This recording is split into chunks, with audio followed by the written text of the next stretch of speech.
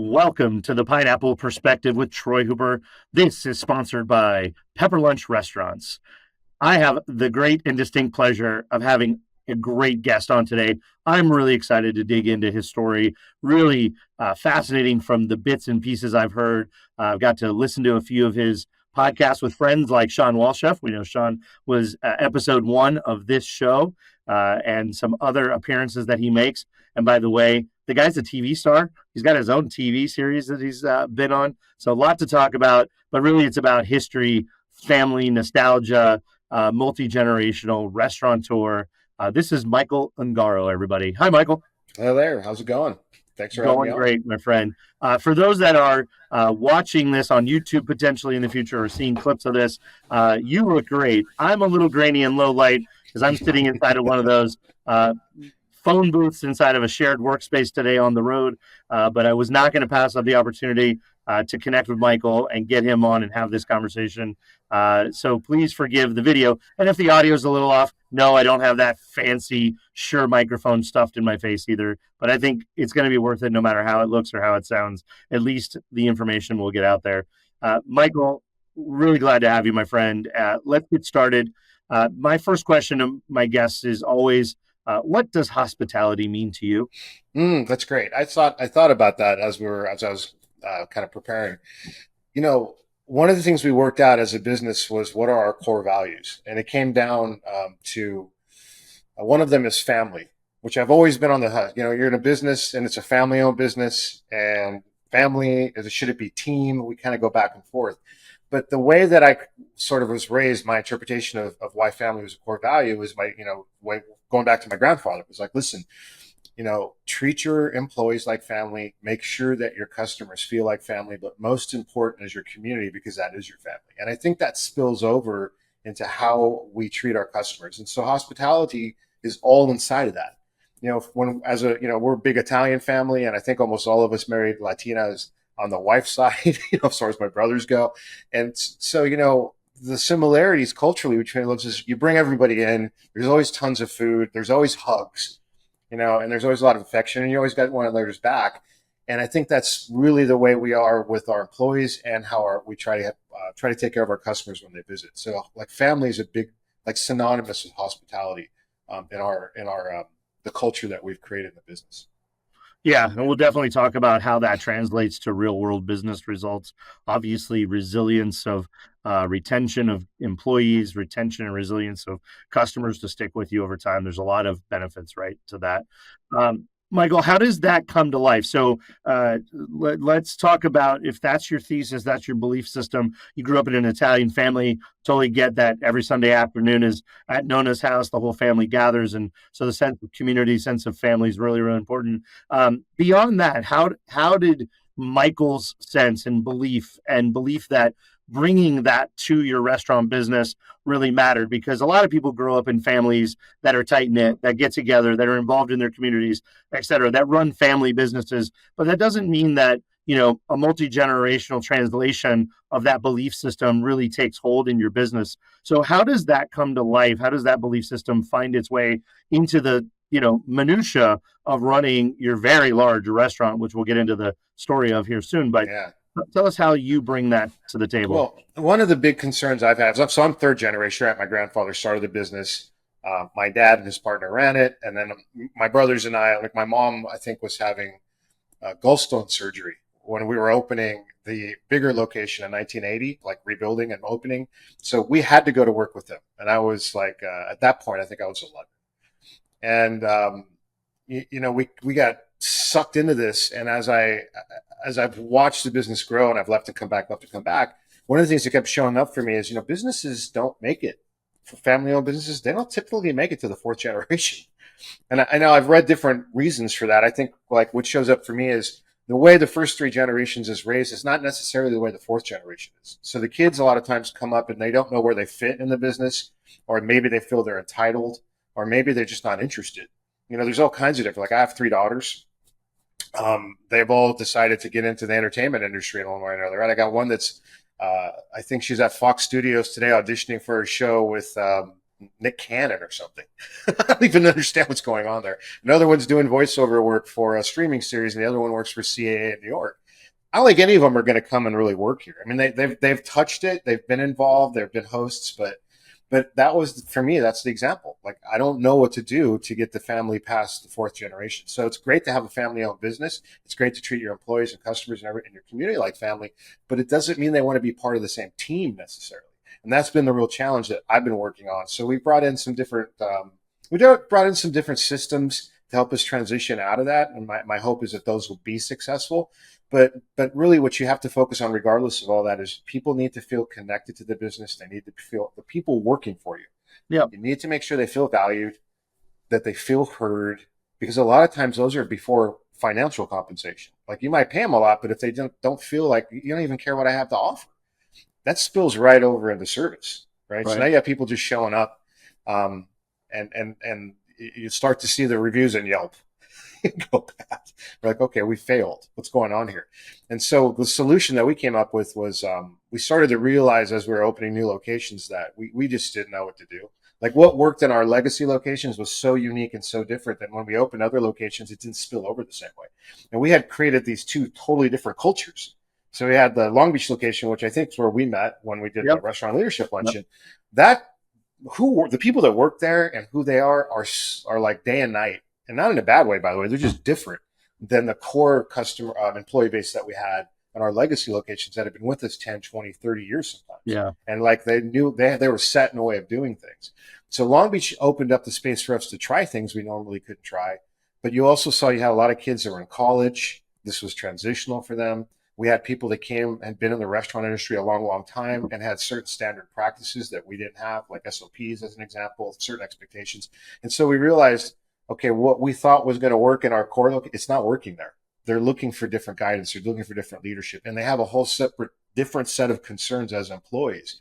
So how do we maintain that? And their idea of what hospitality is different, because we didn't have our steps of service in our legacy location was really more of a fast casual concept on steroids. Like we developed by accident starting in the 80s before anyone knew what that was. Because you'd have to come inside and just give you a quick example. The way that it worked was the way that it evolved and became was you would come in. First of all, when you show up on a weekend, there's a line to get in the building that's about 100 yards long. So you've already driven maybe 100 miles to get there and there's no parking. And now you're in this line going, what the heck is this place? And then you get in and there wasn't really any clear direction on what to do. So you had a seafood case.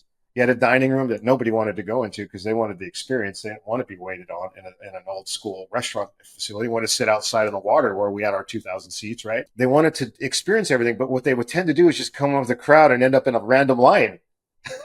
So the more experienced customers realized, okay, well, you go wait in line for the seafood, pick out whatever seafood. I'm going to go get a place to sit. You go get the alcohol, and you get all the fish and chips. If you want crab and lobster, that's a different line. So the families that were there, like you see, they're strategic, and everybody got in the line, everybody converged, and within an hour they had their food. All that cost of producing the ultimate situation of having that shrimp tray and beer was on the customers to produce. Right. And Long Beach, which you saw, it's more of a standard restaurant because we took over a restaurant that was built to be a restaurant, and we tried to put that service model, cram it in there, and it didn't work because people came in and go, oh, there's a host station. There must be waiters and waitresses, and I'll sit down and someone will bring me my food. And we're like, no, you want to go over there to the fish case and buy your stuff, and then go to the bar and get your thing. I'm not doing all that. This is a restaurant, and so it didn't work. And our people that we hired to run it didn't understand, why are you trying to do this? They don't want that. That's not what they're looking for. This is a restaurant. And it became a big conflict between us as owners, my family, the people we hired. They don't know what they're doing. I'm like, well, they never worked at the other location. Right. Nobody in the world understands what we're doing over there. So we had to roll with that and hire people that had a lot of experience, one, working with families, but also working in multi-location, like with typical steps of service. And I had to work really hard to get everybody out of the way and let them do that. And so we created this dual service model. You could go and get what everybody knew our experiential model and the legacy locations in. And little by little, people would go and they'd sit down in the Long Beach location and they'd order off the menu and the food would come out. But then they'd look, hey, what's that giant tray of seafood going by? Well, that's what I was going to tell you about. If you're interested, next time you can go downstairs and pick out your own thing and I'll make it for you. I'm like, oh, I gotta come back. And as long as it was done in a way that made them feel valued, appreciated, and not like talking down, like you're a stupid customer, you don't understand, you're missing out. We had to train all that. And now, it's taken some time, but now it's kicked in and it's going really well. And here's the interesting part about it. What we started finding out talking to the customers in the Long Beach location, our newer hybrid version, is they said, I used to, my parents and my grandparents love going to the original location, and I only go because of them. If I could avoid all the lines and have a better view, I'd come here. And so that's what I'm doing, because now I have a view of the sunset over the marina, or which we don't have in San Pedro because we're facing east. And I can sit here, and you have a full bar and service, and I still get the same great food. So we're finding that like the 20 to 30-year old, like we found a way to change our offer to go to another generation of customers. And now we're working on how to do it for a different generation of ownership or employees. And by trying to move ownership out of operations. And then here's the tricky part, Troy. It's like, you can come in here and work, but when you come here and work, you answer to the GM. You cannot be an owner, because otherwise you undercut their authority and no one will listen to them, and everything we built will fall apart. And I'd say half of the family's gotten that, and half of it's like on the fence trying to realize it and bite their tongue. But the numbers, the numbers support it. So Yeah, that's amazing. So I'm empathizing with the listener at this point, going, what the hell is he talking about? What is this place? Because we have not really introduced this incredible family legacy business called San Pedro Fish Company. And give us the high level sort of short story, 5 minutes or whatnot, about what the heck San Pedro Fish Company was, how it started, my God, what it became in this massive, massive facility with lines around the block, and how it's evolved into what you're talking about in this Long Beach location, which has taken time to really get to understand what the next generation of this brand looks like. sure. So originally, so you can find out all about this on kingsofishtv.com, which is the show you were alluding to earlier, and that'll be on Amazon Prime coming up. So everyone will know soon, or Amazon Video. So my grandfather started the business in 1956. My dad and his best friend, who I refer to as my Uncle Tommy, they were 15 years old, and my grandfather said, "Listen, you can come here to work, or you can go to school. I'll pay for it, one way or the other. You tell me." And like, we hate school. We're just going to work. It's a 200 square foot small little market, sold to the locals at a stainless steel ice chest. Eventually, by 1959, it moved down to the LA waterfront. It's in the city of San Pedro, which is the LA. It's basically LA Harbor, and everybody grew up there fishing. A lot of our families came from Italy. A lot of families came from Croatia and Greece and Japan too, and all came there to fish. And so the fishing industry was huge. So actually, Starkist tuna is from San Pedro, if you didn't know that. So a lot of seafood comes out of our hometown. So they moved it down to the waterfront, and we took over a place called Norm's Landing, and they just started experimenting with things from 1959 through 1979, when we were evicted because they were redeveloping the waterfront. We moved into a parking lot, selling shrimp cocktails and fish and stuff out of trailers, and rebuilt it into San Pedro Fish Market, which opened on Good Friday in 1982.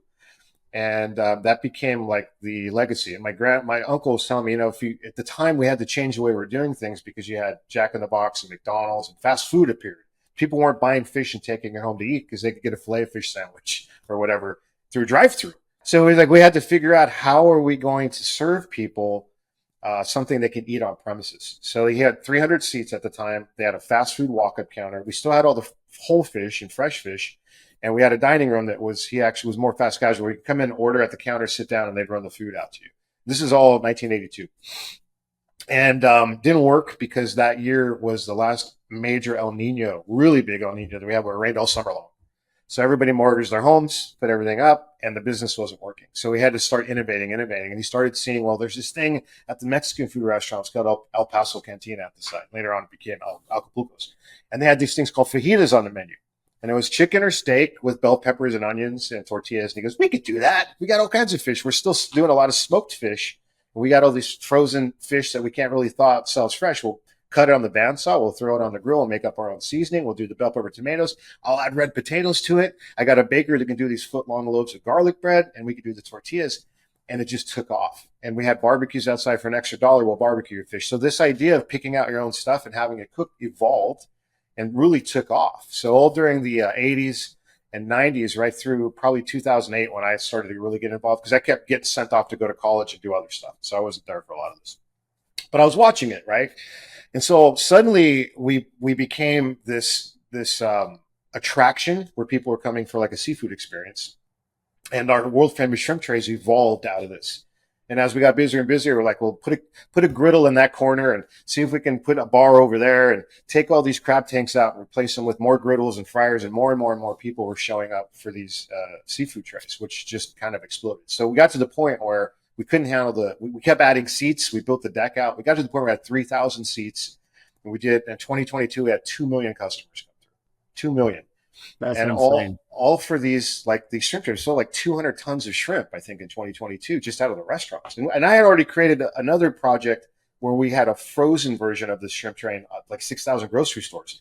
That wasn't part of the 200 tons. It was just going through the restaurants. We just couldn't keep up. So it's like, we've got to find a way to expand and open other locations. So we tested a fast casual concept that just couldn't survive COVID. And we learned it just isn't what our customers want. They don't want to come in and eat and turn around. They want to have an experience and pick things and spend time with their family. So Long Beach came up. It was a Joe's Crab Shack. They were in bankruptcy. I reached out to the landlord. He's like, it's yours if you want it, because they're not paying rent. Like, it was that easy. Then it took some time to actually reopen it. And then we opened that one like 6 weeks before COVID hit. So we never knew what was going to work and not work until we got through that mess. Yeah. But like I mentioned earlier, we fine-tuned that process. So now you have these two different things that you can go to. Now, it all changed because in 2023, we got evicted again and had to leave those buildings because they're redeveloping the waterfront again. And we'll be part of it. We've negotiated all that stuff. I mean, every 40 or 50 years, you just have to rebuild a new. You got to shake all the bad stuff out. Spot, right? But it was cool. Like it led to a whole different type of hospitality offer, because we're thinking, okay, what are we going to do? Here's a business that's generating $30 million, 2 million customers. We're doing great. There's nothing wrong, and we're growing 10%. We had an average 10% growth every year for like 12 years because of the web series, Kings of Fish series. We put an entire marketing team. We did a lot of social media, and we were taking care of people. We knew what they were going through to visit us, so we made sure they had an experience that was worth the wait. We said, hey, if we have to leave the building to get out of the way of the redevelopment, we're fine, but we need a place to go. And we had a plan to do a temporary location, and there was a parking lot 100 yards away that wasn't being used for a long time. It was vacant. Can we set up in this parking lot? And in 60 days, that's what we did. We reopened in a parking lot with rented trailers, rented bathrooms, rented power, rented drain. There's no power or water there. There's nothing. And in 60 days, we opened with only 1,000 seats, which is still plenty, but it's not 3,000. It's not 3,000. And, Michael, just ask yourself, how many restaurants do you know that have 1,000 seats? Not many. As I said it out loud, I realized not allowed to do that. 1,000 seats with an oceanfront view, ultimately, if you go out and set up at the picnic tables or whatnot. Okay, yeah. Go ahead. And Troy, the thing is I was talking to the city, the Port of LA, who was our landlord, and now it's the developer that's between us and landlord, right? And I talked to them. I go, I can't turn the spigot off. The people are still going to come down. Like we could do all the marketing we want, but we can't reach everyone. It takes a long time. Yeah. And so even with and then the news hit us, they're closing. I'm like, we're not closing, we're moving. So then it got this massive crowd of people that wanted to get there before we were out of the building. So we got this big bump for the first 2 months of the year. March, we're out. People are still showing up. So we said, well, let's test one of these 32-foot kitchens at the local brewery that we had a relationship with. And I called them. I go, hey, can we set up a temporary food truck, basically? It's a 32-foot trailer. Yeah. Because you bring trucks in there all the time because, dude, you're the only one that helped us. When we first opened and we had problems, I needed $5 bills. I needed a forklift. I needed extra kegs. You were always like, yeah, well, that's what you're supposed to do. That's part of hospitality to me. It's taking care of your neighbors, So they said, put the food truck in the parking lot. You got it. The problem was we were so popular because so many people were coming down, and we just put signs up, go up the street. We're there. That it hurt all the other food truck business. Which we didn't want to do, obviously. That wasn't our intention. So with 60 days later, we moved everything down back to the parking lot. We set up, we opened, we put our 1,000 seats in. We did, we're like, hey, now we could put toast in. We didn't know how to do it before because we had so many different point of sale systems. And we had 14 point of sale systems. And they were all different because of how we were just slapping stuff together to handle the crowds. So we get to rewrite the steps of service and how we're going to do hospitality. So now it's like you come in, you had to drive, you had to deal with parking, you had to wait in line to get in, but go to your table and scan the QR code and pick whatever you want, and we'll run it to you. And we'll keep running it to you until you don't want us to run anything else to you. And we didn't know how it was going to go over. And it turned out we were able to lower labor costs, increase customer satisfaction, turn over tables faster, but produce, pretty much the same experience. It's not the same experiential where you can go touch seafood. We don't have that yet, but we know now how to build that in with these new systems. So it's really great. So when will you get the opportunity to move back into a permanent location? Because I don't know many restaurateurs who've survived being someplace, growing to 3,000, going down to hundreds, maybe like all this ebbing and flowing and Yeah. moving with the punches, but staying alive, staying open, adjusting. But when do you get to go back to what the new version? What is version what 4.0?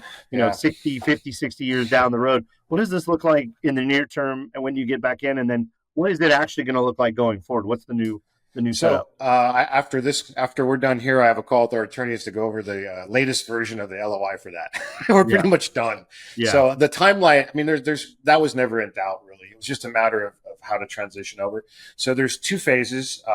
We moved into the parking lot. We called that phase one of the landing. We went back to our original Norm's landing route, like routes. Remember when yeah, we had to leave that and go into a parking lot to yeah, build San yeah. Pedro The first Fish? time, So yeah, we'll we go can do back to that the again. parking lot. We'll call it the landing as a shout out to say we don't give up, we don't quit, we win. We're going to be fine, guys, just to get the morale up. Then we had to move to another parking lot in January when it was raining. But they did that in 3 days. I mean, they really did. They moved over another 100 yards and reopened in 3 days. Team was incredible. And what we're building now is called phase two of the landing. Instead of rented equipment, it's all we actually have already had it designed and it's ready to be delivered. A 60-foot kitchen made out of containers, bathrooms, back of house, cold storage, everything.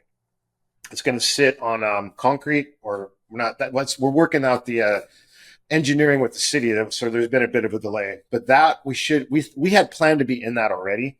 So I think now we're looking at about 6 weeks from the day that we're recording Oh, wow. this.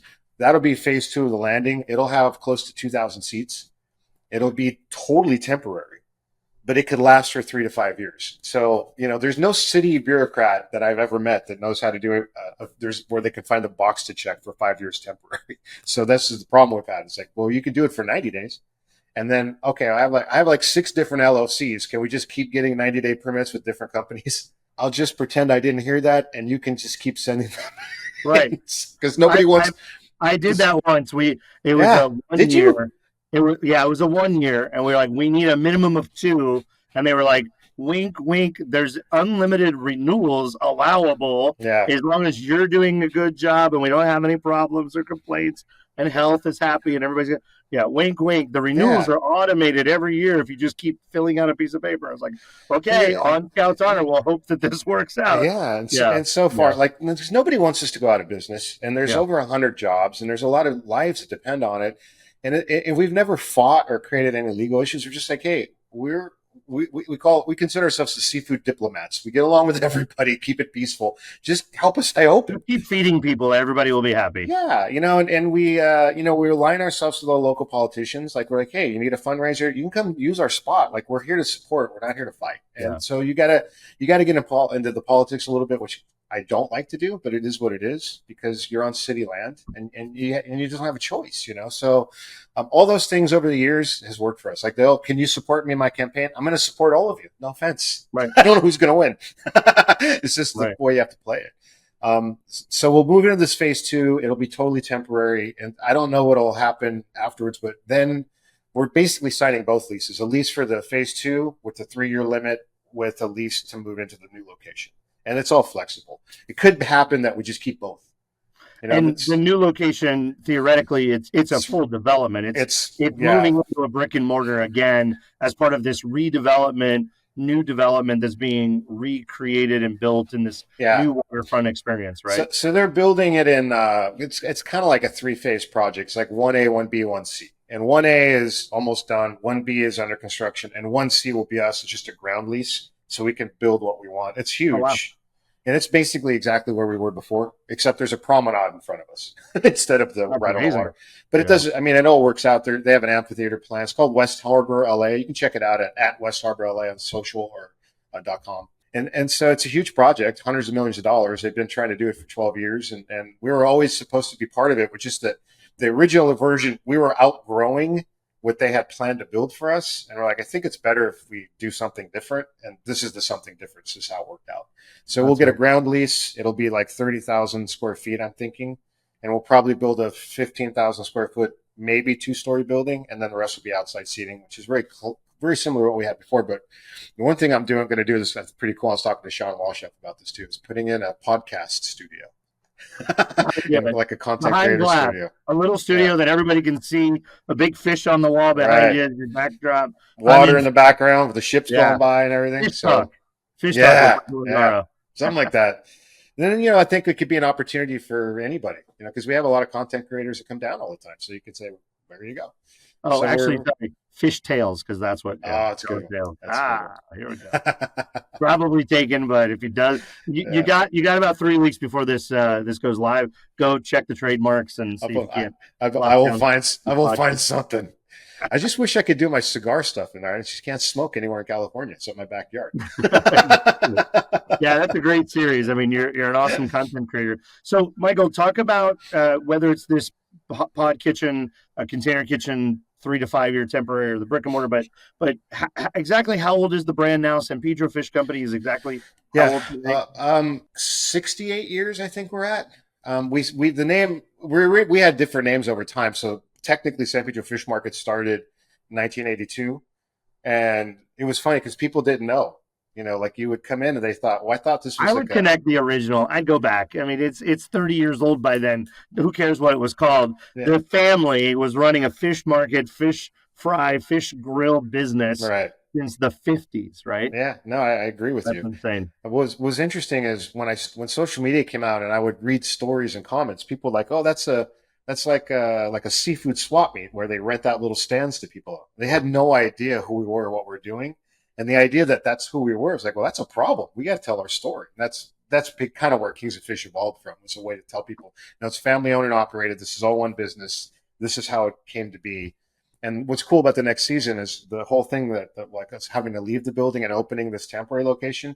That's sort of the rising action of the story that'll Yeah, end there's some with drama there. us opening it. Yeah, yeah. So Yeah, there's it some actually drama. worked out to our advantage to have that. I don't know. I don't know how many times it is. I'm not keeping track, but in a couple of years, let's say another 5 or 7 years, you will have moved this thing like 5 or 6 times in 70 years, and always stayed open in some respect, some way, found a way to make it work. That is absolutely phenomenal, resilient story. And boy, they're going to write books about you if you don't write your own soon. But Michael, when you think about restaurants today, you've learned a lot using this Long Beach location, this new model location, while still operating some form of the original. What does this brand look like in 5 years? What are you looking at, thinking about today? What matters Yeah. to you today when you think about the future of this brand? What are the things you're focused on? There's a couple things. One is I'm for me personally, like inside the enterprise, I'm really focusing on let's not think about ourselves as a restaurant, but let's think about us as a brand,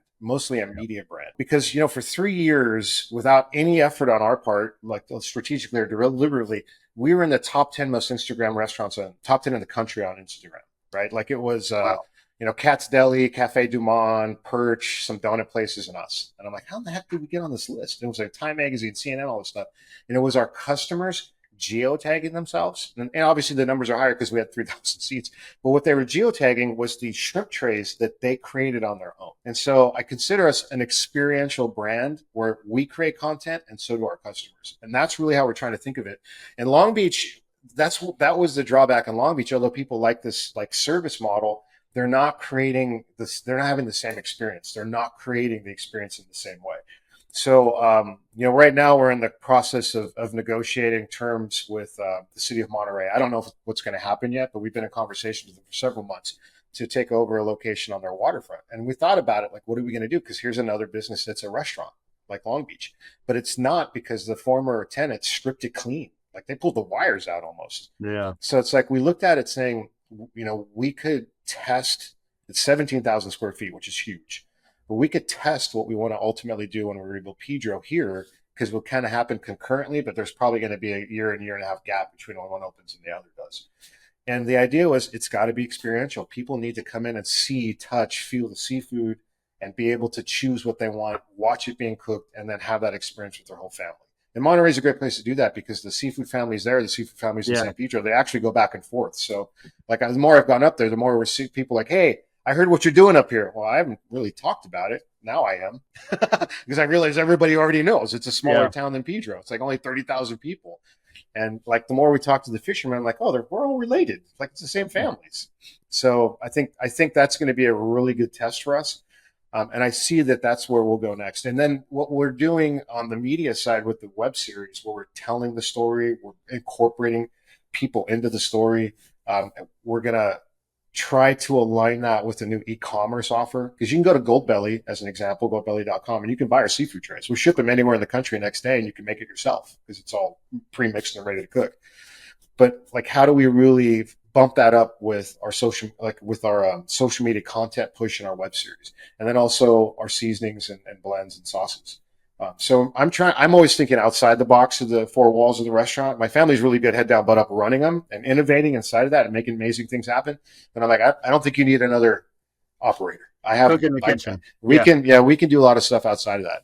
I think like the conversation we've been having on designing new locations as far as what they'll look like is what came up recently. It was like, I think what we created by accident was a really sloppy, dirty version of Italy for Yeah. seafood. So why Yeah. don't we find out who built the Italies and how are them, which I may have happened by the time this airs, to design the new restaurants. And let's make it like strategic and purposeful, but have those stations where you can have the seafood here, you can have the beer, you can buy your fish, you can do the experiential open kitchen and build all of that. So when people come in, it's an organized, strategic, effective, efficient version of what we designed by accident for 34 years. Well, I'll give you one. I know the contractor, the owner Oh, of the really? construction company who built the Italy in LA. Oh, no way. Yeah. So So let's we talk should about connect. that for Let's sure. connect. We can help make introductions. At least get you to the contractor. So by Yeah. getting Yeah. Yeah.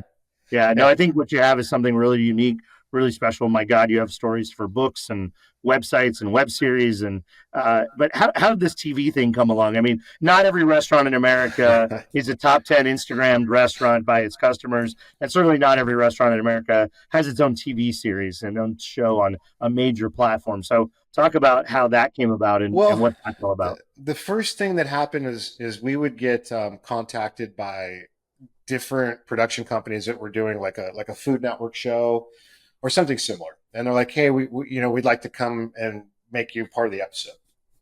And they'd do it, and we'd watch it, and okay, oh, that came out pretty well. And then the producers are like, "Thanks for feeding us, and thanks for being so easy to work with." And I'm like, I didn't realize we were that easy on camera, but we're just doing what we do. So then one day, we used to do the world's largest lobster fest. And we would sell 30,000 pounds of lobster in a weekend out of this thing. We fly them in from Maine, and we had created this whole system, and we were doing it forever. I think we did it for 19 or 20 years before we just got burnt out. And this film company that worked with us goes, we have a suspicion that we could sell or pitch you as a TV series. And we heard you're going to try to set 3 Guinness World Records in a single day. Can we come and just see what you're like on camera and try to capture it? And we did. We set all 3 of them. They captured the Wow. whole thing. They turned it into a sizzle reel, and they shopped it around to every network. And everyone loved it, but it wasn't what they were looking for.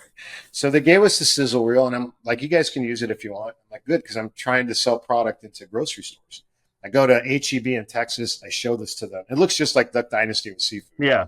Yeah. And so HEB is like, "We'll take it." I go, "But there's nothing else. What channel is it going to be? There's nothing else." Okay, yeah, but there's streaming? I have nothing else. I just wanted to know who we were. They buy all the shrimp. I got nothing to support the sales, so it didn't sell. They bought shrimp. They bought our shrimp trays. So we came back and they go, "I wonder if we could just do this thing ourselves. Like, why do we have to be on a network? We have all the stories." And we went back to the original guys. It was really expensive, and we didn't know, because I didn't know Sean at the time. I didn't know how to pay for it. So we put our own team together, created our own sort of company on the side. We found guys that do bar rescue and Iron Chef, and all they're local guys, and Yeah. they have side time. So we created 4 episodes as an experiment. We created a story arc. There were 5 minutes meant for social media, and our sales jumped up that month and launched like 25%, which was a big number for that. It was our busiest month of the year already. I didn't think we could get another 25% out. And I'm like, okay, we're on to something. Then another company came in called Food Beast, and these guys are really cool. I didn't know them, but they were like, "We're looking for content because we're creating our own. Can we put what would it cost to put your series on our channel?" And I go, well, dude, I want your eyeballs. It's a good exchange because it'll help us with sponsorship. And I think they felt like they were getting the better end of the deal. So they go, well, we'll come out and do a promotional video for you at no charge in return for giving us all this content. And that video they made went viral and had like 55 million views and brought 30,000 customers in from every state in 10 days in March when it was raining. I was out of state, and the Port of Los Angeles Police Department's calling me because they're friends. What are you doing? I go, I'm in New York looking at colleges with my wife. No. What are you doing? Because we had to shut down the freeway off ramp. There's too many people coming in. I'm like, I'm not there. I don't know what you're talking about. And then my employees are sending me lines of traffic stop for like a mile. And I'm like, okay, well, we stumbled onto something. And so that eventually evolved into the web series because we realized there's like family infighting or drama because, good looking food doesn't just like create lines of I don't know. There's some story in there within the story, which is watching it. I've gone to different people on TV, like how if we wanted to put on some TV, what we need to do, and they're like, well, what they wanted us to do was not what they wanted to be like the Kardashians of fish, where everybody's fighting and hating. And I'm like, I just think I like the Duck Dynasty model better, where it's family and morals, and they're taking care of one another, and they deal with their conflicts. Yeah, it wasn't like what we were, but it was close enough. I mean, there's still like this whole Italian mafia background thing for my family, that pops in, but not that, that's like interesting backstory, but it's not what we do. And there was enough conflict of just trying to put out problems. There was nothing like getting evicted, though. Like we had actually already filmed everything before the eviction, and then our marketing team met with our production team because they're different, and said, I think we need to take all that stuff and make it into this timeline because it makes more sense. And so we re-edited it all. I'm like, yeah, that does make more sense, and that's more really realistic to what we're dealing with. And so it's really compelling stuff. I think everyone's going to like it a lot. So, Michael, I'm a single unit, 3-store family, 5-store, maybe multi-generational, maybe not, restaurant group, restaurant brand like yours. And, my niece, 18, 22 years old, is doing our social media. I'm just, you've given us a really great case study and if you weren't really reading between the lines, what Michael's talking about is the absolute importance of telling your story and owning the control of telling your story and being authentic. Don't make it up. Don't pan to the audience, but to really just realize that there is a valuable story within everybody's business, and that you have to take control. Like Sean says, our friend we keep referring to, Sean Walchef, Cali Barbecue Media, for those who've not followed or know him, he says, nobody's coming to tell your story. Nobody's coming. They'll tell your story. It just won't be your story. If they come and tell your story, it's definitely not going to be accurate, right? Probably not the story you want to tell. Yeah. So Michael, go back. You're way down the road in this, right? You're way down the road in 10 most Instagrammed restaurants in America. You've got your own TV series, web series. You're producing, you're basically doing a cigar podcast on your own. So you understand the value of media and content and telling that story. Talk to the folks that are listening or watching that are that 1 to 3 store family operation, don't really get social media, can never sort of get started. But you've got to tell us the value and the importance, because you're talking about 30,000 people one time, 50 million. Nobody thinks that's possible for them. Yeah. But I got a feeling you didn't think it was possible for you at some point. No, I didn't. And I still come up with crazy ideas. This is a visionary problem that I have. So in every business, there usually is a visionary. And then there's like, this is kind of an EOS, entrepreneur operating system thing I learned. I didn't realize it until I looked at it.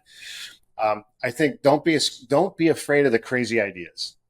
And if no one in your company can hear what you're speaking and can't see that, whether it's storytelling or just some innovation, you might have to find somebody outside. And it's not that hard. You could just Google it. Anybody tried something crazy like this? Or you might go to ChatGPT and say, I want stories of people that created the impossible in their business when no one else believed in it. And just look at that, because what happens is when you think you can't do it, you can't. You create a frame that limits your ability to see outside of that. So I think it's always important. One of my teachers put it this way. He goes, do the best you can to come up with the biggest, craziest vision, even if you can't see it. Don't be in a fantasy about it necessarily. Then it's like, we're going to create a business where I push a button and a propeller comes out and it flies away. I mean, there's certain principles, awesome mechanics you got to work with it. but come up with a big idea, even if you can't see the entire roadmap, because it opens a space for the people on your team to make offers to you to help you fulfill it. And if they're not, then they're not the right people. You just have to look for that's where it gets a little challenging, right? Especially in family business. It's like my family constantly fights me on Kings of Fish. Why are we doing this? It's a waste of money, waste of time. We never made any money on it because they're like, no one wrote me a check that said 2 Kings of Fish and put it in my hand. Well, Modelo did once, I think, or Corona, one of the two. And really was like, it's not just about the cash that comes in. Like money is also like our ability to produce. We've got customers that's produced revenue. They came in because of the series. So you have to kind of broaden your thinking on one hand, and you don't be afraid to have a big vision and get all the help that you can. And don't Well, be it's afraid called to start. brand. If you Yeah, can't hear it, it's called brand, right? it is, And but it's also continually learning. The right, biggest obstacles in people, oh no, I already know that. I'm certain of it. Shuts everything else down. So one of the things is, even though I've done some things that I think turned out pretty well, I still go in as a beginner every single time. And I don't yeah. know. Tell me. Be open to that. And be careful who you're listening to. So you got to kind of test the people that are giving you advice. Like, are they bullshitters, or do they really know what they're saying? Bullshit, by the way, defined. They'll say whatever they can to get it done, but they'll never tell you their true intention. Right, So watch out right. for bullshitters, but like look for people with accomplishments. It's not hard to check online. Look for their accomplishments Don't take advice from and people who haven't done what you're trying to do. right. And not only that, but give them a reason to want to help you. You might have to build up some obligation with them first by giving them something or helping them with something or offering them something. Or remember Wing Lam, who was at Yeah. the restaurant from Wahoo's? The first time I ever I met Wing was on purpose because I had left my family, opened my own seafood restaurant, and it failed miserably, by the way. And Wing was at a free KFWB, like local news station luncheon. I go, oh, he's got one that works. I got to go find him. And I went in there and it was free. As soon as it was over, he was on stage. The founder of the 99-cent store was there, a couple other people. One person was speaking, and he said, I don't remember who he was, but I'll never forget this. He said, every famous person has a biography of their success, and right in the middle of that biography is a chapter that's titled "And Then I Lost Everything." I'm Yeah. like, oh my god, I think I'm in that chapter. So everybody leaves. No one goes upstage to talk to these people. Wings by himself. I run up there. I don't know you. I can't pay you. I have nothing to offer you, but I need your help, and I will be obligated in the future to help you if I ever can. If you could just give me some advice. And he called me and he gave me a whole bunch of great advice. It was super helpful. And then when social media popped up, I was able to reconnect. I go, I didn't forget. I still owe you. So he came to the restaurant, had lunch with me. Funny part about that, none of my family was there. That's I amazing. invited all of them. They weren't there. And I asked them later, I go, where'd you guys go? Well, what if he just wanted to come and steal all of our ideas? Oh And I my go, gosh. guys, that's the thing. Like, you got to get help. I don't know why he would do that. He's pretty successful already. Yeah, he's But done. He's it's, done a little something. He's got a yeah. couple So, stories. Yeah. so it's like you got to be open to help. You got to be willing to trust. You got to watch out for those fears that get in the way, and they'll frame the way you look at people. Everybody becomes an enemy in that story. That's like, we're not doing that. So that's what we Yeah, tried to I change. love the real thread there, which is self-limiting mindset, right? Is you have to overcome the self-limiting, and just because nobody's done what you want to do before you doesn't mean it can't be done or shouldn't be done. Yeah. And there's a bunch of names of weird companies that you've never had heard of, and you got very weirded. I don't know what the hell was a Google or a Zillow or any of these. What was an Yeah. Amazon, Yeah. right? And then, oh, he sells books online. I think Bezos had a little bit bigger vision than I sell books online, right? And I think it worked out. Yeah, it worked out okay. So, I mean, that's really where you have to believe in yourself and take the ride, right? Like you said, take the hits. You guys have opened and Yeah. closed and moved and suffered and exploded and all these over 50, 60 The years, the and you're other still here. Where a the lot of other people who the aren't went through less and haven't made it, right? the other thing I would add to that is you're going to fail. Like expect to fail and learn from that failure. Like I mentioned I left my family business for a while, started my own restaurant. So I was talking to Wing. I failed at that. Like this close to bankruptcy, lost our house, lost our car, lost everything with a newborn and two daughters on top of the newborn. And my wife was ill from that birth. Mm, And I one time I remember parking in a parking lot and looking at the water going, I got to find a way to mentally cope with this because this is not going well. And I know, and I came up with a story that was, I'm going to consider this entire loss and a really expensive college tuition payment. And what yep. did I learn so I don't do it again? And then when I went back to work with my family, I took all of that knowledge from that loss and every other mistake I had made banking, insurance, all these different things I'd done that I was miserable at, didn't like, they all came into play and helped me build what we have now. It's an Because I amazing just story. didn't let it go. I didn't let it defeat me. It's hard. Yeah. Like right now, I feel defeated being in a parking lot for over a year. Like, what are we doing? Our sales are down. We're doing the best you can out of a parking lot, but our sales are still 50% of what they should be. Everyone's taking a massive pay cut. Yeah. There's this part where it's like, hey, my kids want to go to college, not my other family members. Are we ever going to get our pay back? Because I don't want to say no. I'm like, I'll try the best I can. Just a little pressure. Michael, I think San Pedro Fish Company is coming back. I think it's coming back bigger and better, and there's going to be more iterations. I love that in 30 years, we're going to look back on this and go, holy mackerel, look at the ride we rode in the last 30 years, and we broke all our records, and we did all these other things, and, hopefully a Hollywood head doesn't get to you when you get with your show and your series. But to your original question about like a small business, that's the focus is don't let the failures get you down. Focus on a bigger picture. Focus on it. Make sure it's aligned with the things you care about, like drive and ambition. You're driving down the sidewalk, destroying all the things you care to, like as a police officer chase a bad guy. Ambition's taking care of those things. Figure out what you have to learn. Keep your ethics in place. Keep making offers out there. Keep trying stuff. Keep innovating and build a network that supports and helps you so you have enough autonomy to go back and take care of your life, your family, and the people that you care about. Then you'll see some magic happen. That's a hell of a mic drop, my friend. Michael, how can people find you? Tell us about how they're going to be able to find this series coming out. Let people get connected and find you and come eat your food too. Yeah, kingsoffishtv.com you can go to. That'll show you the trailer for the new season that's coming up, and there's links to the YouTube page where all the older episodes are. It's just kind of a reboot. You could go to @SanPedroFish on just about any social media page and sanpedrofish.com. Thank you, Michael. It's been a phenomenal story. I look forward to tracking and having a version 2 of this show when the next big wave of awesome stuff happens with you guys. Keep fighting, keep making the content, and just know we're all out here watching. Great to have you. Appreciate that. That's really nice of you. Absolutely. Thank you for listening to The Pineapple Perspective. If you loved today's episode, leave a review and a 5-star rating.